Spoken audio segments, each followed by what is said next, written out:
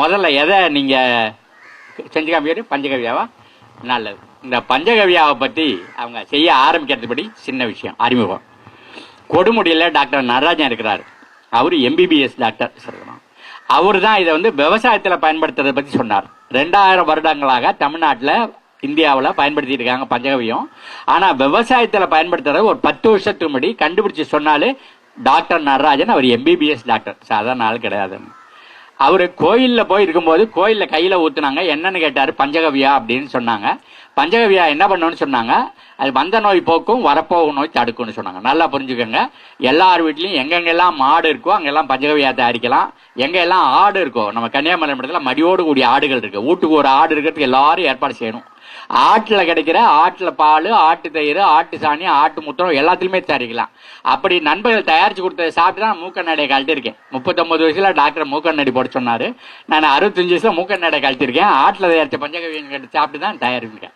அப்போ பஞ்சகவியங்கிறதுனாக்க பயிரில் வேலை செய்யும், ஆடு மாடுகளில் கோழிலெலாம் வேலை செய்யும், நாயில் பூனை எல்லாம் வேலை செய்யும், மனுஷனில் வேலை செய்யும், எல்லா நோயும் தீர்க்கும், வந்த நோய் போக்கும் வரப்போகும் நோய் தடுக்கும். உங்களுக்கு நோய் வந்ததுன்னா போக்குது, இல்லை அடுத்தவங்களுக்காக வந்தாங்கன்னா நமக்கு வராமல் தடுக்குதுன்னு. அதனால பஞ்சகவியத்தை பற்றி எல்லாரும் தெரிஞ்சுக்கணும். பஞ்சகவியம் தயாரிக்கிறதுல மெயினாக சேர்க்கறது இந்த பசுமாட்டோட 5 சாமான்: சாணம், மூத்திரம், பால், தயிர், நெய். இப்போ அவைகளை செஞ்சு காமிக்க போகிறாங்க. இதுக்கு மேலே மனிதர்கள் சாப்பிடும்போது அந்த வாடை, இந்த ஸ்மெல்லு, அது கெட்டு போனதாக இருக்கக்கூடாது. அதுக்காக இன்னொரு 4 சேர்த்தாங்க. என்ன சேர்த்தாங்க? வாழைப்பழம், இளநீ, கரும்பு சாறு, கல். நண்பர்கள் என்னென்ன கொண்டு வச்சிருக்காங்கன்னு தெரியல. கலக்கும் போது நம்ம மறுபடியும் பேசிக்கலாம். எங்க ஆரம்பிங்க பார்க்கலாம், செஞ்சு காமிக்க பார்க்கலாம். பஞ்சகவியா எப்படி கலக்குறாங்க சொல்லுங்க. நீ சொல்லுங்க சொல்லுங்க, சொல்லிட்டே செய்யுங்க. சாணியில நெய்யை ஊற்றி பிசைறாரு. 500 கிராம் சாணி,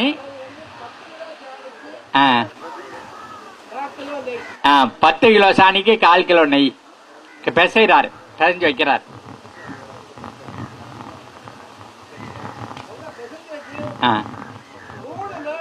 மூன்று நாள் கழிச்சு மற்ற பொருட்களை சேர்க்கணும்.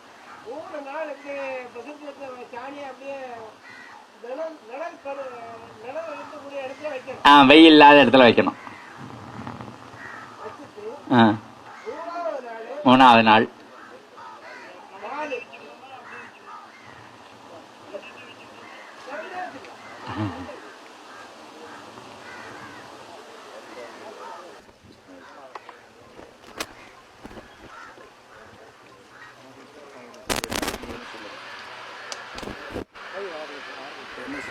அடுத்தது 6 லிட்டர் பசும்பால் தூக்கி காட்டுவா. அடுத்தது 6 லிட்டர் தயிர்.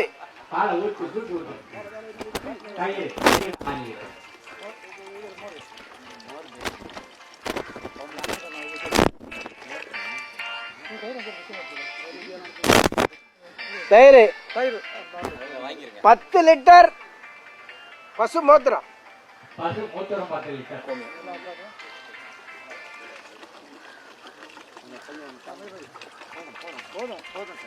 பிறகு தயிர் விட்டு வச்சிருக்கேன்.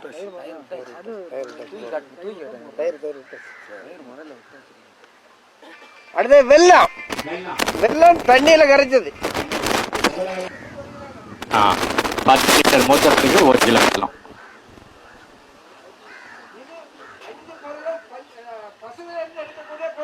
இல்லையே, வெல்லம் அதுல இருந்து எடுக்கலையே. அது சொல்லணும். வெள்ளத்தை தவிர மற்றதெல்லாம் பசுல இருந்து எடுத்த பொருள்.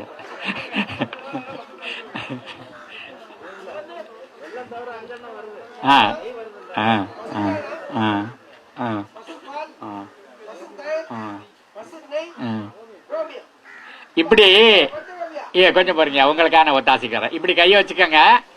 பசுமாட்டோடைய சாணம் இதான் மிக அதிகமாக பயன்படுத்துகிறோம். அடுத்தது பசுமாட்டோட மூத்திரம், அதோட பெரிய, அதுக்கு அடுத்த பெரிய விரல். அதுக்கப்புறம் இங்கே பால் வந்து அதில் பாதி, இங்கே தயிர் வந்து அதில் பாதி, அப்புறம் இந்த நெய் வந்து அதில் பாதி, சின்ன விரல். இப்படி கையில் வச்சுக்கிட்டிங்கன்னா கையில் எல்லாத்தையும் எழுதிடலாம். இந்த 5 வந்து பசுமாட்டிலேருந்து கிடைக்குது. சரி, பசுமாட்டிலேருந்து கிடைக்கிற பொருள்களை பயன்படுத்துகிறோம். இதுக்கப்புறம் என்னென்னு சேர்க்குறீங்க? இளநீ தண்ணி சேர்க்கிறாரு. வெள்ளை சேர்த்தாரு, இப்போ இளநீ தண்ணி சேர்க்கிறாரு. எவ்வளோ இளநீ சேர்த்துக்கலாம்? 3 லிட்டர் சேர்க்கலாம் இளநீ. 4 லிட்டர் சேர்த்துக்கா. ரைட். வாயில தான் சொல்லியிருக்காருன்னு நினைக்கிறேன், அங்கே சேர்க்கல.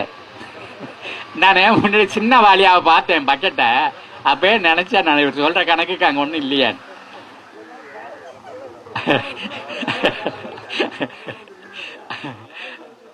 மூணாவது வாழைப்பழம் உரிச்சு போடுறாங்க. 12 வாழைப்பழம் ஒரு சீப்பு. கொஞ்சம் 2-3 வாழைப்பழம் கூட போட்டா ஒன்றும் தப்பு கிடையாது. ஏன்னா சில வாழைப்பழம் சின்னதா இருக்கும், சில பெருசா இருக்கும். எக்ஸாக்ட் நம்பர் ஒன்று இருக்குன்னு அவசியம் கிடையாது. சார் நல்ல தோலை உரிச்சிட்டு நல்லா பிசைஞ்சு உள்ளுக்குள்ள போட்டு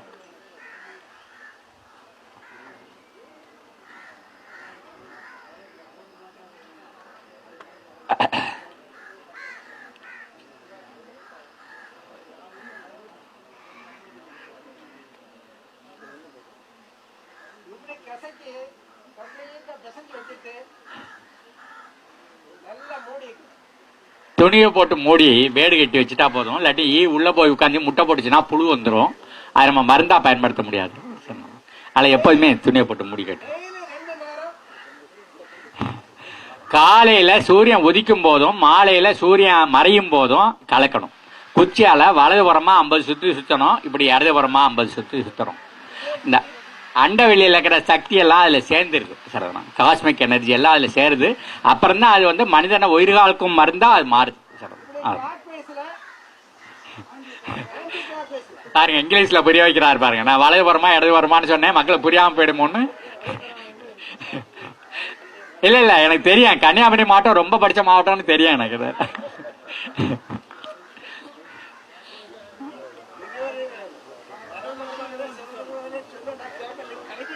அது மேல வச்சு கலக்க எல்லாரும் பாக்குற மாதிரி.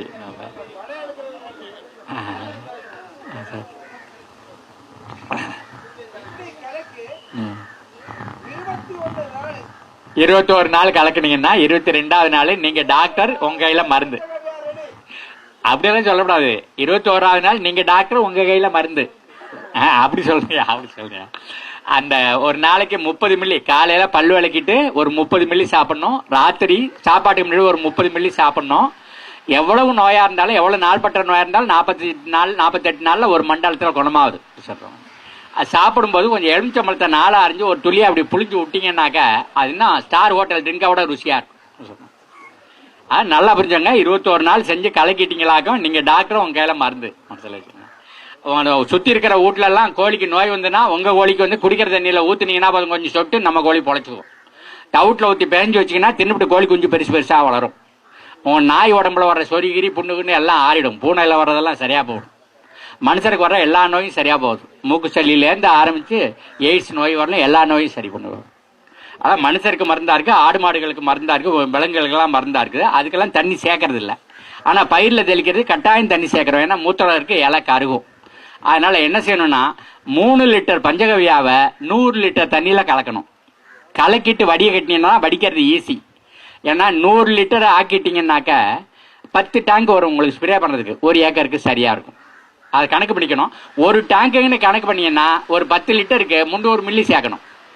10 லிட்டர் தண்ணிக்கு 300 மில்லி. நம்ம மனுஷருக்கு ஆடு மாடு கோழிக்கு எல்லாம் கொடுக்கும்போது தண்ணி கலக்கிறது இல்லை. ஆனா பயிர்ல தெளிக்கிறதுக்கு கட்டாயம் தண்ணி சேர்க்கணும். ஏன்னா மூத்திரம் இருக்கிறதுனால இலை கருகிடும். அதனால எவ்வளவு சேர்க்கணும்னா ஒரு டேங்கு 10 லிட்டர் டேங்க்ல நீங்க உபயோகிக்க போறீங்கன்னாக்க 10 லிட்டர் தண்ணிக்கு 300 மில்லி ஊத்தணும். இந்த டம்ளர்ல வச்சாங்கல்ல, ஐயாக்கு எள்ளி கொண்டாந்து வச்சாங்கல்ல, அந்த டம்ளர் 1.5 டம்ளர் ஊத்தினா சரியா இருக்கும். இது 200 மில்லி இருக்கும், 300 மில்லி. அதனால பயிருக்கு தெளிக்கும் போதெல்லாம் தண்ணி கலந்து சேர்க்கணும். வேர்ல ஊத்தினாலும் சரி, மேல தெளிச்சாலும் சரி, இலைகளை ஒன்னா சேர்த்துட்டு ஒன்னா கட்டிக்கிட்டு நினைச்சு தெளிச்சாலும் சரி, அது எஃபெக்ட் தெரியும். எப்போதுமே நம்ம அந்த இயற்கை, நம்ம சித்த மருத்துவம் எதுவா இருந்தாலும் சாப்பாட்டுக்கு முன்னாடியேங்கய்யா. அதாவது வயிறு சுருங்கி இருக்கும் போதே இது குடலுக்கு போயிடணும், சிறுகுடலுக்கு போயிடணும். இரவு சாப்பிட்டு சாப்பாட்டுக்கு முன்னாடியே ஒரு அரை மணி நேரம் முன்னாடியே, சாப்பாட்டுக்கு முன்னாடியே ஒவ்வொரு நாள் 2 வேளை சாப்பிடணும். நல்ல எஃபெக்ட் தெரியும். 10வது நாள்ல நோய் குணமாகிட்டு வர்றது தெரியும். எவ்வளவு நாள்பட்ட சிக்கா இருந்தாலும் 48 நாள் சரியாகும்.